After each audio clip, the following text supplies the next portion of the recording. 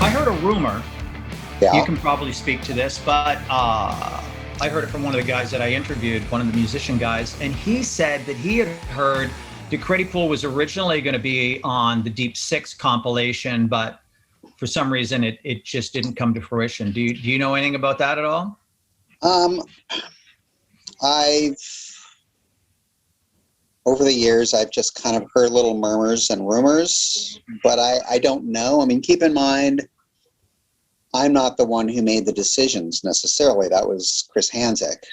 Um, I was the one responsible for talking Chris into getting the U-Men on the record.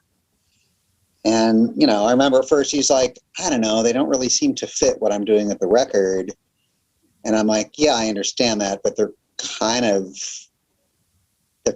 the only band really that is sort of the clear king of the whole scene at that time. And we're talking, 85.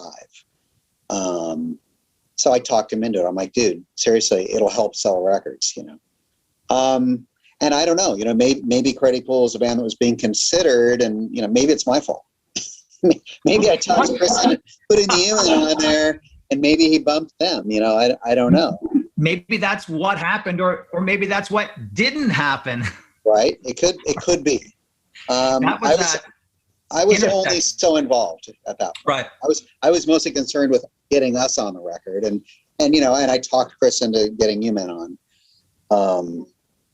And of course I knew all the other bands because we had all already played together this show or that show, we had all the bands on that record. I don't know if every single one of us had all played with each other, but I want to say that, like Skin Yard, for instance, I'm pretty sure by the time that record got released had played at least one show with every record on that, or every band on that record. I mean, we played with Melvins, we played with Soundgarden, we played with Green River, we played, our first show ever was playing with U-Men. And I think by then we'd also played with Malfunction. So I don't remember actually if we ever played a show with Creddy Pool or not. I'd have to look at my, at the records that I have, which are, robust in some places and spotty in others. I don't think we did though. What year was Deep Six approximately? Early 86. That's when it came. Okay. So that was quite early in the scene as far as the scene goes, right? Yeah, there was, I think the U-Men released an EP in 83. No. U-Men released an EP in 84. And the only band I remember being relevant to that scene that had released anything prior to that was the band The Blackouts. And then in 85, U-Men released, I think it was another, I can't remember if it was a full length or an EP, but they released another record. And that same year, 85, Green River released Come On Down on the Homestead label out of New York. And then, so those were kind of the first releases, sort of earmarking kind of what was happening in that scene. And then really Deep Six was kind of the record that sort of brought it all together and said, here's a bunch of bands, including those two.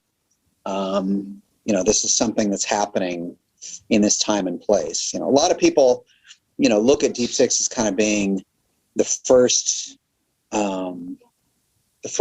record of the first document of that scene. But realistically, there was a U-Men record and a Green River record that actually came out the year before.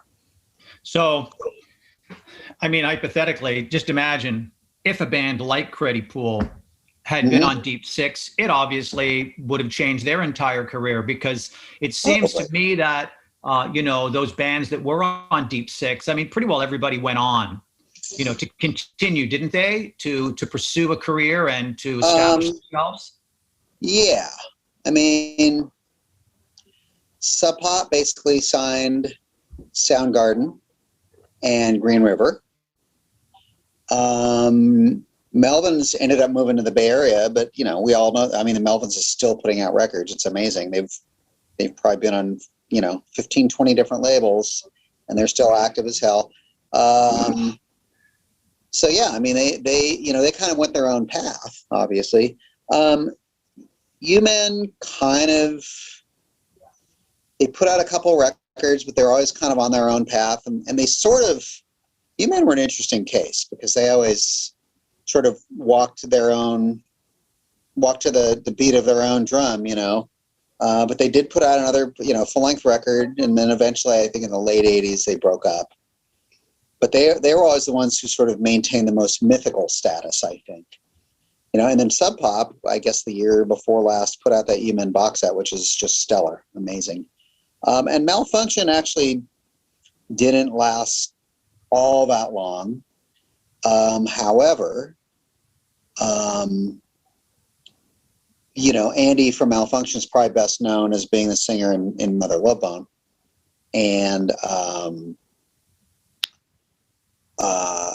Loose Groove did release a full-length Malfunction record with most of their recordings years after they'd broken up.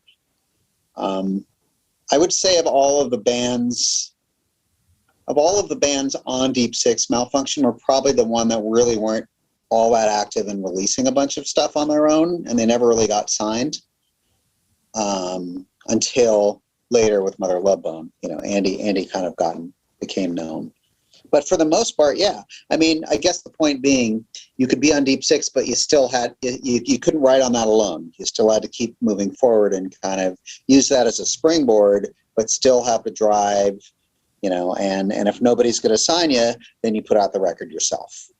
Right. I mean, you know, I think, you know, in terms of, you know, the mainstream world that we know, there's a lot of people that know the Seattle sound, the grunge bands, you know, all the well-known ones. But, you know, like what you were just talking about, I mean, Malfunction, U-Men, and, you know, some of the earlier projects like, you know, The Living with Duff McKagan and stuff like that. I mean, that stuff is pretty unknown unless, I mean, you do have to dig for it. It's, you know, I'm sure there's a lot of people who are not familiar with those bands, and it's great that all that material is finally being released now, which, you know, who's to say that Creddy Pool wasn't one of those bands? I mean, we don't know.